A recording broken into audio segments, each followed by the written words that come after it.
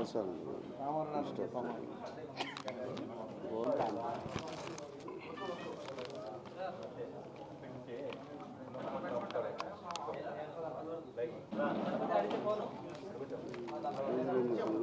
మంది విద్యార్థులు ఉద్యోగాలు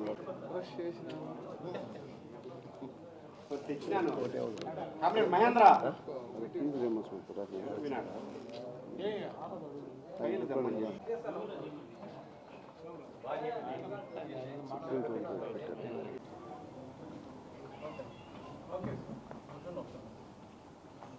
ఈరోజే అంటే నిన్న భారత ఉపాధ్యక్షులు వైస్ ప్రెసిడెంట్ ఆఫ్ ఇండియా ఆయన చాలా ఘోరమైన రిమార్కు సవాలు న్యాయ వ్యవస్థ చేశాడు. మన ప్రభుత్వం కేంద్ర ప్రభుత్వంలో 5 వ్యవస్థలు ఉంటాయి, సంస్థాగత వ్యవస్థలు వ్యవస్థీకృతమైంది. అందులో ప్రెసిడెంట్ ఆఫ్ ఇండియా ఒకటి, జ్యుడిషియరీ ఒకటి, సిబిఐ, ఎలక్షన్ కమిషన్, నీతి ఆయోగ్. ఈ 5 స్టాట్యూటరీ బాడీస్. వాటి జోలికి ఊరు పోవడానికి వీళ్ళు ఏ గవర్నమెంట్ వచ్చినా. అట్లాంటి కానీ ఇప్పుడు ఆ వ్యవస్థ మధ్య యుద్ధం వచ్చేసింది. మన రాజ్యాంగం ఏంటి? సెక్యులర్ డెమోక్రటిక్ రిపబ్లిక్, మంది లౌకిక వ్యవస్థ. అది అంబేద్కర్ రూపొందించినప్పుడే రాజ్యాంగం రూపొందించినటువంటి లౌకిక వ్యవస్థ. అలాంటి లౌకిక వ్యవస్థని దెబ్బకొట్టే పద్ధతుల్లో అనేక అంశాలు జరుగుతూ ఉన్నాయి. వివాదం ఏమొచ్చింది? వౌత్ బిల్ పైన, తర్వాత గవర్నర్స్ పరిపాలన పైన ఒక సమస్య వస్తుంది. గవర్నర్స్ అనేది నామినేటెడ్ బాడీస్. రాష్ట్ర ప్రభుత్వం ప్రజల చేత ఎన్నుకోబడినటువంటి రాష్ట్ర ప్రభుత్వం. ప్రజల చేత ఎన్నుకోబడిన రాష్ట్ర ప్రభుత్వం క్యాబినెట్ ఒక తీర్మానం చేస్తే అది ప్రజలకు సంబంధించిన తీర్మానమే కదా. దాన్ని ఒక దఫా 2 దఫాలు క్లారిఫై అడగదు తప్ప 3వ దఫా కంపల్సరీగా అంగీకరించాల్సిందే. రాజ్యాంగం లోబడి కాకుండా రాజ్యాంగం ఇతర పద్ధతుల్లో కానీ తీర్పిచ్చుంటే అది విరుద్ధం, అంగీకరించడానికి వీల్లేదు. సుప్రీంకోర్టుకి ఎంతవరకు కదంటే అంగీకృత విషయాలను సక్రమంగా అమలు చేస్తున్నారా లేదా, లోపాలు ఉన్నాయా లేవా అని చెప్పడమే సుప్రీంకోర్టు యొక్క బాధ్యత. అందుకని పొలిటికల్ పాలసీ ఎప్పుడు తీసుకోవద్దు. ఈసారి కూడా ఏమైంది? రాజ్యాంగంలో మనకు ఉన్నటువంటి హక్కుల్లో ఎలక్టెడ్ గవర్నమెంట్కి సంబంధించినటువంటి హక్కులు కూడా ఉన్నాయి కదా. నామినేటెడ్ బాడీగా ఉన్నటువంటి గవర్నర్ తీసుకోవాల్సిన లా అందించాలి, ఆయన తీసుకుంటే కుదురుతుంది. అందువల్ల కాన్స్టిట్యూషన్లో ఉన్నటువంటి లోపాలని సరిదిద్దడానికి లేదా కాన్స్టిట్యూషన్ అంగీకరించిన అంశాలని సరిగా అమలుపరచకుండా పోతే ఇంటర్వ్యూ అయ్యే శక్తి సుప్రీంకోర్టుకు ఉంటుంది. సుప్రీంకోర్టు కూడా ఈక్వల్ టు ది. ఇప్పుడు వైస్ ప్రెసిడెంట్ ఆఫ్ ఇండియా, సాక్షాత్ president of India, second vice president of India. Vice president of ఇండియాని ఛాలెంజ్ చేస్తున్నాడు. సుప్రీంకోర్టు రాజకీయాలు చేస్తూ ఉంది, అది చేయడానికి వీల్లేదు. ప్రెసిడెంట్ ఆఫ్ ఇండియాని ధిక్కరిస్తారా, తర్వాత గవర్నర్ని ధిక్కరిస్తారా అని చెప్పేసి అని మాట్లాడుతున్నాడు. ఇది ఎక్కడ విరుద్ధం? దీన్ని బట్టి అంటే వైస్ ప్రెసిడెంట్ ఆఫ్ ఇండియాకి ఆయన ఒక్క క్షణం కూడా పదవిలో ఉండడానికి వీల్లేదు. He should be removed from the presidentship. న్యాయ వ్యవస్థను క్వశ్చన్ చేస్తే న్యాయబద్ధంగా ఇచ్చినటువంటి సుప్రీంకోర్టు తీర్పుని ఆయన వ్యతిరేకించినప్పుడు ఆయన ఉపాధ్యక్షులకు ఉండేటువంటి అర్హత లేదు. అంటే వాడు ఎస్టోరేట్ మాట్లాడుతుంటే అది కుదరదు. దీన్ని మేము తీవ్రంగా పరిగణిస్తున్నాం. ఈ రాజ్యాంగాన్ని కోల్చడానికి కొంతమంది తీవ్రవాదులు ప్రయత్నిస్తారని చెప్పేసి అలాంటి తీవ్రవాదుల్లో నక్సలైట్లని హతమాసా అని చెప్పేసి పదే పిలిపిస్తూ ఉన్నారు.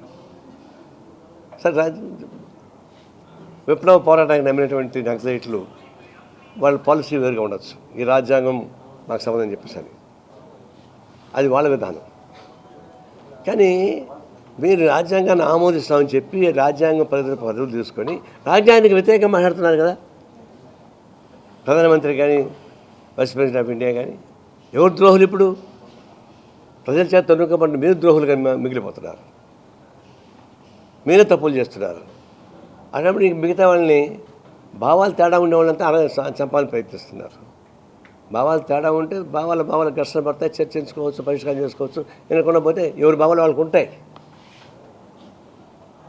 లేదా అగ్రీ టు డిసగ్రీ, అది పాలసీ మనం చేస్తూ ఉంది.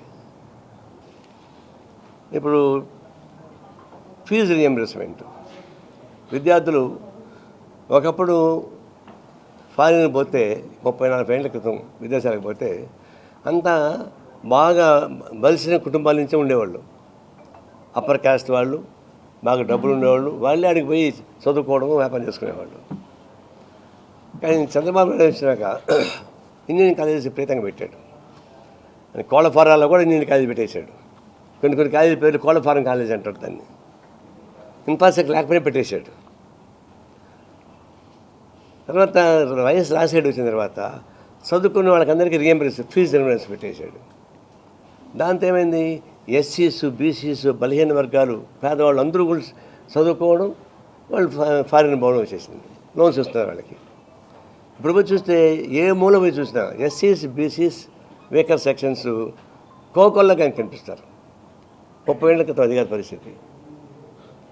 అందువల్ల ఫీజు రియంబర్స్మెంట్ ఎందుకు పెట్టారు? సామాన్య ప్రజానీకం చదువుకోవడానికి అవకాశం కల్పించి ఫీజులు ప్రభుత్వం కట్టి వాళ్ళు చదువుకుంటా ఇచ్చారు. ఇప్పుడు ఫీజుల రియంబర్స్మెంట్ ఎంత పరసంగా మారింది. ఇప్పుడు సకాలంలో వాళ్ళ ఫీజులు ఇవ్వరు, రియంబర్స్మెంట్ చేయరు. చాలా కాలేజెస్, ముఖ్యంగా నర్సింగ్ కాలేజీలు, చిన్న కాలేజెస్, వాటిల్లో ఫీజు రియంబర్స్మెంట్ రావడం లేదు. తర్వాత టెక్నికల్ కాలేజెస్ వాళ్ళకి ఫీజు రావడం లేదు. వాళ్ళు చదువుకుంటారు, వెళ్ళిపోతున్నారు, సర్టిఫికేట్ ఇవ్వడం వాళ్ళకి. వాళ్ళు ఏమంటారు, మా ఫీజులు నాకు రాలేదని మేనేజ్మెంట్ పట్టేస్తూ ఉంది. చదువుకొని పూర్తయ్యి ఎలిజిబిలిటీ వచ్చి బయట పోయి ఉద్యోగం చేసుకుందామంటే ఫీజు సర్టిఫికేట్ లేదు. నాకు తెలిసే దగ్గరలో ఒక ఎస్సీ బాయ్ వెళ్ళనే వాడి కూతురికి నర్సింగ్ కాలేజ్ చదివేది, పాపం సర్టిఫికేట్ లేదు. ఇప్పుడు ఇక్కడే కూర్చోండి మురళి, వీళ్ళ ఇంట్లో వెళ్ళి మీ అమ్మాయికి అబ్బాయికా, వీళ్ళ అమ్మాయికి ఫీజు రింబర్స్మెంట్ డబ్బులు రాలే, 2 ఏళ్ళ నుంచి ఆ సర్టిఫికేట్ లేదు. నిర్దిష్టం ఇదే. ఈ విధంగా లక్షల మంది విద్యార్థులు చదువు పూర్తయిన తర్వాత సర్టిఫికేట్లు లేకుండా ఇబ్బంది పడుతున్నారు ఉన్నారు. ఎందుకు ఫీజు రియంబర్స్మెంట్ ఎవరు? గవర్నమెంట్. కమిట్మెంటే కదా అది. అన్నింటికి ఇచ్చుకుంటారుగా, ఆ ఓడులు ఈ ఓడులు ఆ ఓడులు అని పిలుచుకుంటారుగా బాగా. మరి వీళ్ళని మీ కమిట్మెంట్ ఏమైంది? 4 ఏళ్ళు 5 ఏళ్ళు చదువుకున్న తర్వాత వాళ్ళకి సర్టిఫికేట్ లేకుండా పోతే వాళ్ళు ఏమవుతారు? మీకు కావాల్సిన ప్రయత్నం చేసుకుంటారు కదా, విమానాలు కొనుక్కుంటున్నారు, అన్ని రకాలు చేసుకుంటున్నారు, పెద్ద పెద్ద కాంట్రాక్ట్స్ బిల్లు తెచ్చుకుంటున్నారు, ఎవరు ఇబ్బంది పెట్టడం లేదు. మరి వీళ్ళని ఎందుకు ఇబ్బంది పెడుతున్నారు? కాబట్టి ఫీజుల రియంబర్స్మెంట్ అనేది ఒకరోజు ఆలోచన చేసినా ఇది ప్రభుత్వ క్రిమినల్ చర్యకి పాటుపడాల్సి వస్తుంది. నేరపూరితమైన తప్పు గవర్నమెంట్ ఫీజుల రియంబర్స్మెంట్ ఆపడం అనేది. కొన్ని లక్షల మంది విద్యార్థులను గొంతుకొచ్చేటువంటి వస్తూ ఉంది. కాబట్టి ఫస్ట్ ప్రయారిటీ ఫీజుల రియంబర్స్మెంట్ అమలు చేయాలి. అదేమంటే జగన్ గవర్నమెంట్ చేయలేదంటారు. జగన్ ఉన్నప్పుడు ఏం చేశాడు? చంద్రబాబు గవర్నమెంట్ చేయలేదంటారు. ఇది ఎక్కడ గోవాల ఎక్కువాలా? మంచిని ఆదర్శంగా తీసుకుంటారు, చెడు ఎందుకు ఆదర్శంగా తీసుకుంటారు? ఈ ప్రభుత్వం వచ్చిన తర్వాత అందరూ మా ప్రభుత్వం వచ్చిందని ఫీల్ అవుతారు. మరి కానీ ఈ విద్యార్థులను నిరుద్యోగులుగా మారినాక వాళ్ళకి కావాల్సిన ఫీజు రావడం లేదు. ఇంజనీరింగ్ కాలేజీ వాళ్ళు ఏమంటారు? కాలేజ్ యాజమాన్యం అడిగితే ఏమంటారు? మేము అప్పులు తీసుకొచ్చి పెట్టాము, ఇక్కడ లెక్చర్స్కి జీతాలు ఇస్తున్నాం, మాకు వడ్డీలు పెరిగిపోతున్నాయి, ఫీజులు రియంబర్స్మెంట్ రాకుండా మేమేం చేయాలి వాళ్ళు అంటున్నారు. చివరికి లీడింగ్ కాలేజెస్ కూడా అదే పరిస్థితి. తర్వాత అంతకుముందు కాంట్రాక్టర్స్ ఉన్నారు, కొంతమంది కాంట్రాక్టర్స్, వాళ్ళకి డబ్బులు రాలే. అంతకుముందు ప్రభుత్వంలో పనిచేశారు, పాపం డబ్బులు రాలే. జగన్ ప్రభుత్వం వాళ్ళకి ఇవ్వలే. ఈ ప్రభుత్వం వచ్చినప్పుడు అడిగితే మీకు పాత బాకీని మొత్తం ₹2 వడ్డీ వేసి కడతామని చెప్పేసి చంద్రబాబు నాయుడు హామీ ఇచ్చాడంట ఆ కాంట్రాక్టర్స్కి. ఇప్పుడు మొన్న రిలీజ్ చేస్తే గతంలో ₹25 లక్షల బాకీ ఉన్నవాడికి అప్పుడు జీఎస్టీ లేదు. ఇప్పుడు జీఎస్టీకి పట్టుకొని 18 లక్షలు ఇస్తున్నారు. 25 లక్షలు ₹2 వడ్డీ లాగా ఇస్తామని చెప్పిన వాడు 25 లక్షలు జీఎస్టీ పట్టుకొని 18 లక్షలు ఇస్తున్నాడు. అయితే అది అందరికీ ఇచ్చినారా? ఇవ్వలే. ఆ కాంట్రాక్ట్స్ చూస్తే గతంలో వైసీపీ ప్రభుత్వంలో ఉండి బాగా అనుభవించేటువంటి కాంట్రాక్టర్స్ వాళ్ళకందరికీ బిల్స్ వస్తున్నాయి. టీడీపీకి అనుకూలంగా ఉండో జగన్కి అనుకూలంగా ఉండే వాళ్ళకి ఎవరికి రాలే. ఈవెన్ టుడే ఈ గవర్నమెంట్లో కూడా గతంలో వైసీపీ అనిపించినటువంటి వాళ్ళకందుకే ఎక్కువ మందికి బిల్స్ వచ్చాయి. నేను అన్నీ చూపిస్తా కావాలంటే ఆ లిస్ట్ కంపెనీ చూపిస్తా. ఇప్పుడు ఇంజనీరింగ్ కాలేజెస్ వచ్చినాయి. ఇంజనీరింగ్ కాలేజ్ రీఎంబర్స్మెంట్కి ఒక కమిటీ వేశారు. ఆ కమిటీలో దానికి అనఫిషియల్ నేమ్ ఏంటంటే ఎల్లో ఫైలు బ్లూ ఫైల్ అని పేరేట. అది అనఫిషియల్ నాకు తెలియదు. అది ఎల్లో ఫైల్ అంటే టీడీపీ వాళ్ళది, బ్లూ ఫైల్ అంటే వైసీపీ వాళ్ళది. ఎల్లో ఫైల్ మొత్తం పెండింగ్ పెట్టారంట 5 ఏళ్ళు. ఇప్పుడు మళ్ళీ కొత్త కమిటీ వేసి ఫామ్ చేసి ఫీజుల స్ట్రక్చర్స్ పెట్టారు. ఆ ఫీజుల స్ట్రక్చర్లో కూడా చాలా అన్యాయమైన స్ట్రక్చర్ వచ్చింది. మంచి కాలేజీకి అందరికీ ఫీజులు తగ్గిపోయినాయి. 40,000 30,000 సంవత్సరానికి. మామూలుగా గతంలో బాగా అనుభవించినటువంటి వైసీపీ ప్రభుత్వంలో బాగా అనుభవించినటువంటి యాజమాన్యానికి అన్నిటికీ ఫుల్గా వచ్చేసింది. ఎంత మ్యాక్సిమం పెట్టారు వాళ్ళకందరికీ 60,000 70,000 80,000 పెట్టారు. వాళ్ళ సిక్స్ అంటే ఆ లిస్ట్ మొత్తం కానీ చదివితే దాని పేర్లు మేనేజ్మెంట్ పేర్లు చదివితే దాదాపు ఇప్పుడు ఎగ్జాంపుల్ ఒక 7 ఉన్నాయి. పేర్లు నేను చెప్పడం లేదు. అయితే వీళ్ళందరికీ 60,000 50,000 నుంచి 60,000 దాకా పెట్టున్నారు. మిగతా వాళ్ళకి 40,000 కింద పెట్టున్నారు. లోపలికి వెళ్ళి చూస్తే మన సేమ్ గతంలో వైసీపీ ప్రభుత్వంలో అనుభవించిన వాళ్ళకందరికీ యాజిటీకి వచ్చేసింది. అంటే డిస్క్రిమినేషన్స్. ఏం డిస్క్రిమినేషను గతంలో వైసీపీ చేసినటువంటి పనులే వీళ్ళు చేస్తున్నారు. కాంట్రాక్ట్ బిల్లు అట్టే చేస్తున్నారు, కాలేజ్ రీఎంబర్స్మెంట్ అట్టే చేస్తున్నారు, మిగతా అట్టే చేస్తున్నారు. ఇంకా ఏం తేడా ఉంది చెప్పండి? వైసీపీ ప్రభుత్వానికి టీడీపీ ప్రభుత్వానికి తేడా ఏంటో నాకు అర్థం కాలేదు.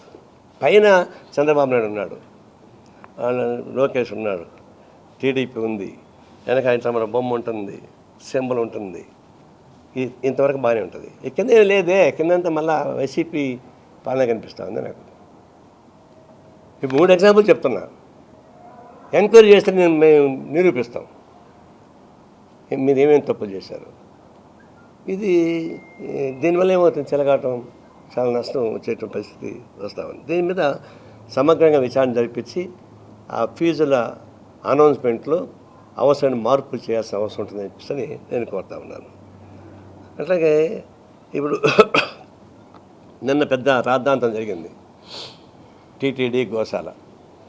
సరే, నేను కూడా గోశాలకు పోయించాను, మీరంతా చూశారు, అంతా వచ్చింది, మళ్ళీ చెప్పక్కల్లా. నిన్న పెద్ద డ్రాబా జరిగింది. నేను చేతులెచ్చి దండం పెట్టి చెప్తా ఉన్నా రాజకీయ పార్టీలకి అందరికీ. జరిగిపోయింది, ఎక్స్పోజ్ అయ్యింది. వైసీపీలు ఎక్స్పోజ్ చేసుకున్నారు, దాని సంబంధం వాళ్ళు చెప్పుకున్నారు, అయిపోయింది.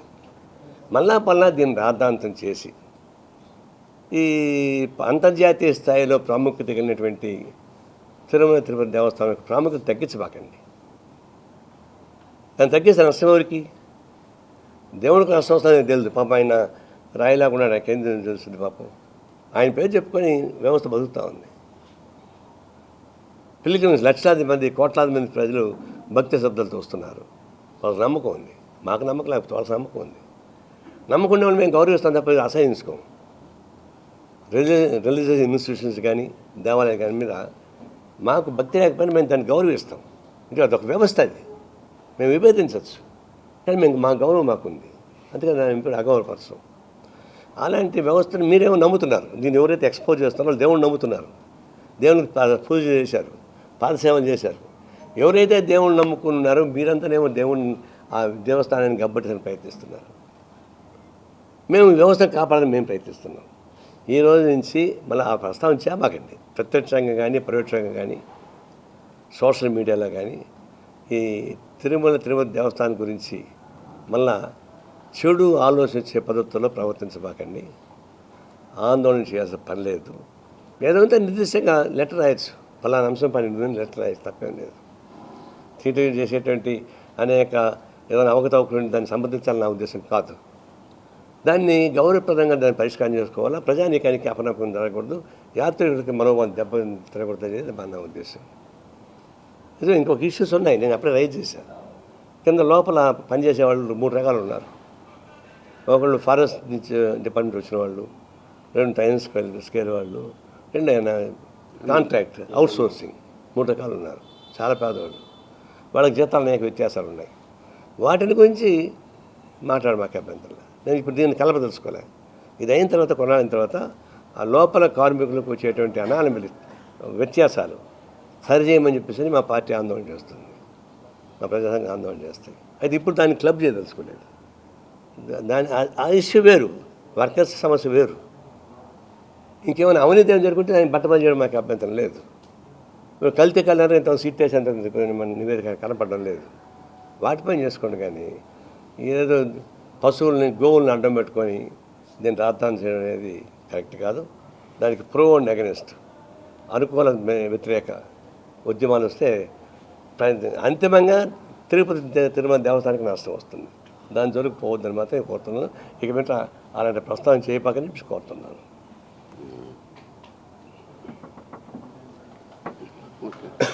Thank you. ఏం లేవా? డోర్స్ అంత రాసుకోవట్లేదు, నజలు రావడం లేదు.